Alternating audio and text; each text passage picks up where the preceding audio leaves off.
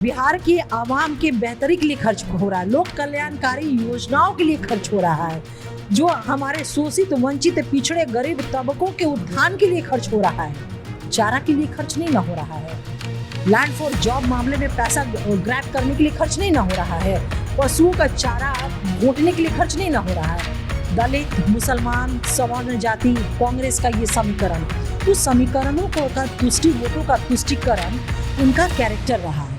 देखिए, बिहार की राजनीति में अभी आधी आबादी की चर्चा काफ़ी जोर शोर से है। हम यूं ही नहीं कर रहे हैं, क्योंकि तमाम राजनीतिक पार्टियां हैं अपने अपने योजनाएं ला रही है जो आधी आबादी को कहिए कि इंगित करता है। आपको इसी को लेकर बता दें कि जदयू की प्रवक्ता आज हमारे साथ मौजूद है, अंजू महाराज जी। अंजू महाराज जी, क्या कहिएगा जिस तरीके से आप लोगों ने महिला संवाद यात्रा शुरू की है? कांग्रेस ने भी महिला की बात कांग्रेस के हाथ के साथ यहाँ कहिए कि आरजेडी है जो माई बहन योजना करके ला रही है, और तमाम जिस तरीके से महिलाओं के वोटर को जो साधने की कोशिश की जा रही है, किस तरीके से आप देख रहे हैं? अच्छा, इसके पहले कभी आपने सुना या देखा होगा कि कांग्रेस हो या राष्ट्रीय जनता दल हो, महिला संवाद, महिला विमर्श, महिला से संवाद, कभी चीज़ें ये नहीं रही, क्योंकि महिलाएं उनके केंद्र बिंदु में, एजेंडे में वो केंद्र बिंदु में थे ही नहीं। एक दौर था 2005 के पहले का दौर, वो बताने की ज़रूरत नहीं। बिहार की महिलाएं उसकी सबसे बड़ी साक्षी हैं कि क्या वो दौर था। कभी वो बाहर नहीं निकल सकते थे। उनके वो अधिकार जो बाबा साहब ने संविधान के माध्यम से दिया था, समानता का अधिकार, वो कभी उनको नहीं मिला था। वो घर की दहलीज के अंदर रहती थी, दरवाजे तो दूर, रोशनदार भी बंद रहते थे कि शिक्षा की रोशनी भी उन तक नहीं पहुँच पाती थी। शादी कोई एक दो महिला ग्रेजुएट मिल जाती थी तो मिल जाती थी। माननीय मुख्यमंत्री नीतीश कुमार जी ने वहाँ से उस बिहार में विमेन एम्पावरमेंट को लेकर के 2006 में जो महिला सशक्तिकरण नीति बनाई और न्याय के साथ सबका विकास का जो संकल्प था, उसकी शुरुआत उन्होंने उसी नीति से किया था। महिलाओं को पहली बार पंचायती व्यवस्था में 50% का नगर निकाय में आरक्षण दिया। जो महिलाएं घर में जो मामले होते थे उसमें उनसे विमर्श नहीं लिया जाता था। एक ऐसा महिलाओं को लेकर के माइंडसेट था हमारी सोसाइटी का कि महिलाओं से विमर्श लेने की आवश्यकता ही नहीं महसूस की जाती थी। लेकिन ये जो आरक्षण उन्हें मिला, वो घर तो दूर की बात, अपने इलाके के विकास के लिए संवैधानिक पदों पे, मुखिया, सरपंच, मेयर, विभिन्न पदों पर वो बैठ करके वो विकास की बात करने लगी। वहाँ पे एक सामाजिक परिवर्तन आया बिहार में, लोगों के सोचने में परिवर्तन आया, वो मौन क्रांति आई।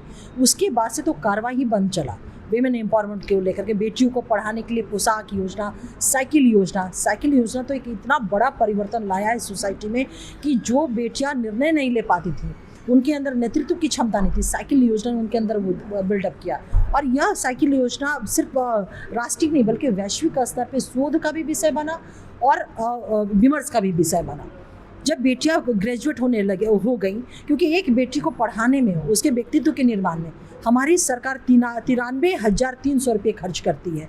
जब वो बेटी ग्रेजुएट हो गई तो उसको अपने पैरों पे खड़े होने के लिए नौकरियों में, सरकारी नौकरियों में 35% का आरक्षण दिया गया। आज वो बेटे 35% से ज़्यादा सीटों पे वो डॉक्टर, इंजीनियर, डिप्टी कलेक्टर, विभिन्न पदों पे, पुलिसिंग में, हर जगह वो अपना योगदान दे रही हैं।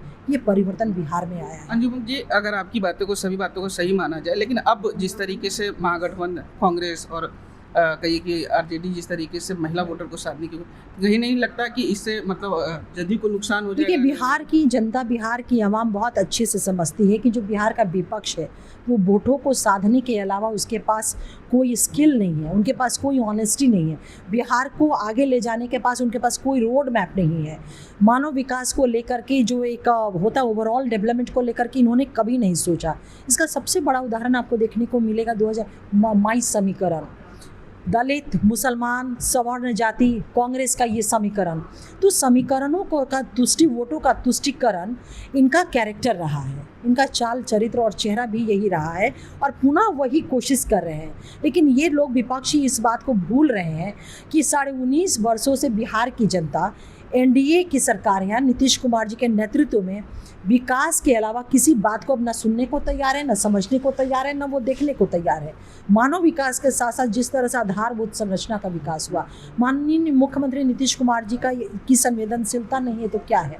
जो महिलाएं कभी पाई की मोहताज होती थी, आज देश में सबसे नंबर 1 पर जीविका दीदियाँ हैं हमारी बिहार की, 1,40,00,000 दीदियाँ। आज वो अपने घर की अर्थव्यवस्था को संभाल रही है। आप भी इस बात से इत्तेफाक रखेंगे कि जब घर की बेटी बाहर निकलती थी तो 5 वर्षीय बेटे को साथ में भेजा जाता था। दीदी बाहर जा रही है, साथ में चले जाओ। नीतीश कुमार जी का वो विज़न था, उनकी सोच थी कि आज वही बेटी जो कभी कमज़ोर समाज और परिवार भी कमज़ोर समझता था, 5 वर्षीय बेटियों को जिम्मा लगाता था उसकी रक्षा सुरक्षा का, आज वर्दी पहन के इंसास लेकर के पुलिस जिप्सी में बैठ करके रात के 12 बजे 1 बजे 2 बजे पूरी सोसाइटी की रक्षा करते हुए हम लोगों को दिख जाती है। ये परिवर्तन माननीय मुख्यमंत्री नीतीश कुमार जी के नेतृत्व में हुआ। तो बिहार की बेटियां, महिलाएं इस बात को बखूबी जानती हैं कि उनके सपने साकार होंगे तो नीतीश जी के नेतृत्व में, उनके अगर राजनीतिक भागीदारी सुनिश्चित होगी तो इनके नेतृत्व में, अगर किसी सरकार किसी नेता का विमर्श का केंद्र बिंदु अगर महिलाएं हैं तो वो सिर्फ और सिर्फ नीतीश सरकार है, एनडीए की सरकार है। तेजस्वी यादव ने आज प्रेस कॉन्फ्रेंस कर नीतीश सरकार से सवाल पूछे। महिला संवाद यात्रा को लेकर उन्होंने आरोप लगाया है कि 2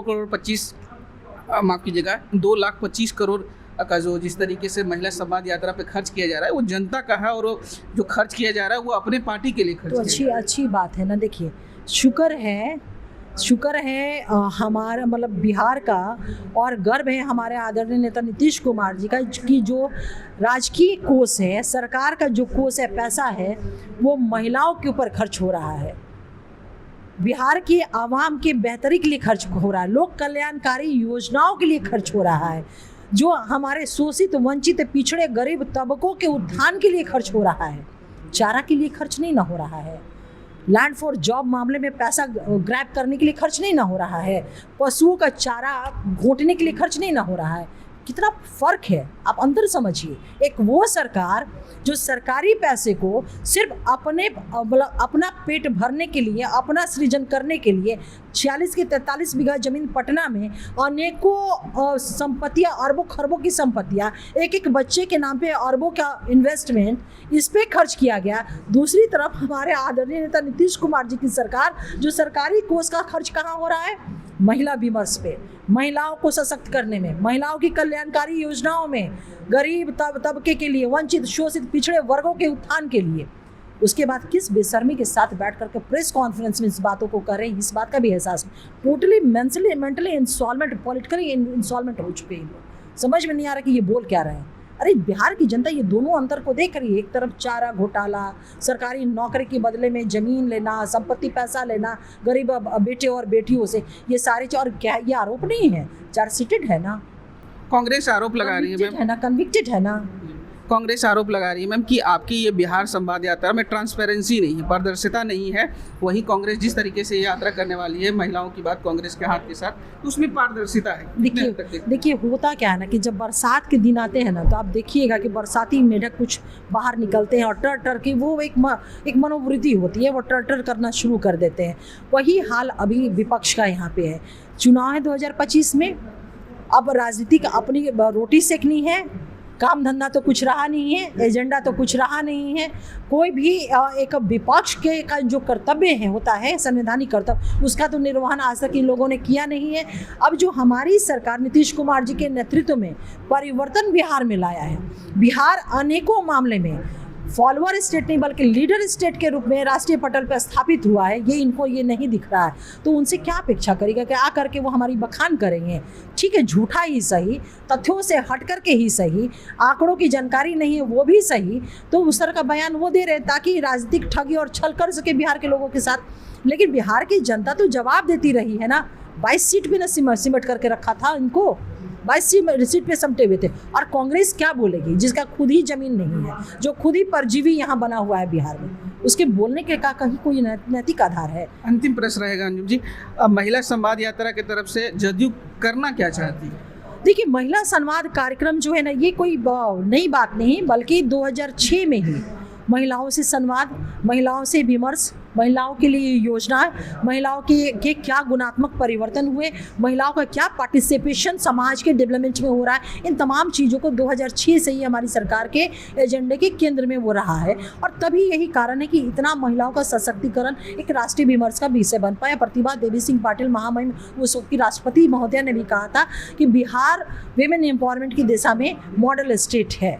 तो ये सारी चीज़ें हैं। तो ये कोई हमारा नया नहीं, लेकिन हाँ, ये महिला संवाद अभी 2024 में हमारी पार्टी ने, ये तो सरकार के स्तर पे हमारी पार्टी ने स्वयं महिला रथ निकाला था, जिससे हम गांव-गांव में जा कर के महिलाओं के साथ हम संवाद स्थापित करते थे, संपर्क करते थे, जो योजनाएं चल रही हैं उसके क्या इम्पैक्ट पड़े हैं और क्या बेहतर हो सकता है। हमारी पार्टी ये पिछले वर्ष से लगातार फीडबैक लेती रही है। अब सरकार के स्तर पे ये बहुत अच्छी बात है, तो और व्यापक हो जाएगा, क्योंकि सरकार स्वयं कर रही है। इसमें जीविका दीदी रहेंगी, ममता रहेंगी, आशा दीदी रहेंगी, वो तमाम महिलाएं रहेंगी जिनको लगता है कि जो योजनाएं चल रही हैं, जिसका इतना सकारात्मक प्रभाव आया, उसमें कुछ और बेहतरी कैसे किया जा सकता है। क्योंकि हमारे नेता नीतीश कुमार जी कभी किसी बात को थोपते नहीं हैं। आप इस बात से निश्चित रूप से सहमत होंगे कि बहुत सारी योजनाएं या बहुत सारे ऐसे कानून, जैसे लोक शिकायत निवारण अधिनियम हमारा है, ये सब जनता के फीडबैक से ही हमारे बीच में आया है। तो माननीय मुख्यमंत्री नीतीश कुमार जी को यही बातें जो है ना, यही उनकी आदत, उनका चरित्र, उनकी सोच और नेताओं से उनको अलग करके राजनेता बनाती है कि लोगों से संपर्क करके, उनसे फीडबैक लेकर के, उनके ओपिनियन के आधार पर एक बहुत वेल प्रूफ योजनाओं का निर्माण करते हैं, जिससे समाज में एक व्यापक सकारात्मक परिवर्तन हमें देखने को मिलता है। बहुत बहुत शुक्रिया नीम जी। तो अभी आप सुन रहे थे जदयू प्रवक्ता अंजुम आरा जी को। ये महिला संवाद को लेकर सारी बातें बताएं कि किस तरीके से महिला संवाद की आने वाले दिनों में योजनाएं हैं। बहरहाल इस खबर में इतना ही। इस वीडियो की प्रतिक्रिया आप हमें कमेंट में जरूर दीजिएगा और ऐसे ही तमाम खबरों से जुड़े रहने के लिए देखते रहें आर्यन खबर।